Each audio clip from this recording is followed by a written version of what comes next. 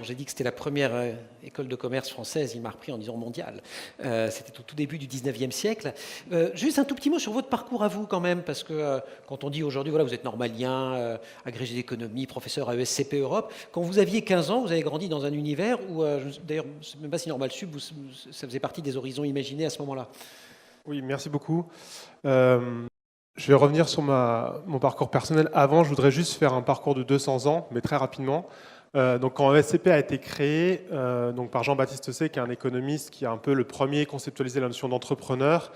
Et ce qui se passe aujourd'hui, il y a une forme de transformation importante. Et je pense que la rupture qui doit être bien claire, je pense, aujourd'hui, c'est une rupture entre un modèle de production et un modèle de création.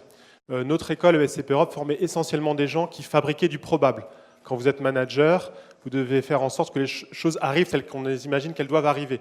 Quand j'appuie sur un bouton, ça doit mettre la lumière, c'est ce que je dois faire quand je suis manager et ça doit être peu coûteux et performant. Aujourd'hui, les entreprises, y compris Orange, effectivement, cherchent non seulement à fabriquer du probable, mais aussi à fabriquer de l'improbable. Et typiquement, les parcours qu'on a vus, comme celui de Serge, c'est des parcours aussi qui sont improbables. Et un des enjeux de mon travail de formateur, c'est de permettre aux gens de fabriquer de l'improbable avec certitude. C'est-à-dire qu'on a des méthodes qui vous permettent de découvrir la création et d'être certain de le faire et d'avoir des créations qui sont en lien avec vous. Valentine, qui était là avant, elle a fabriqué une entreprise dont elle n'avait pas une seule idée qu'elle allait faire ça quelques mois avant. Elle n'avait pas rêvé de faire ça.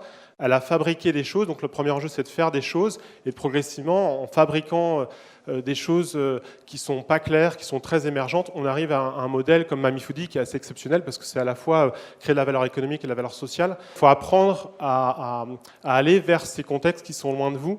Et donc c'est vraiment progressif. Et c'est ça la magie, je pense, du XXIe siècle.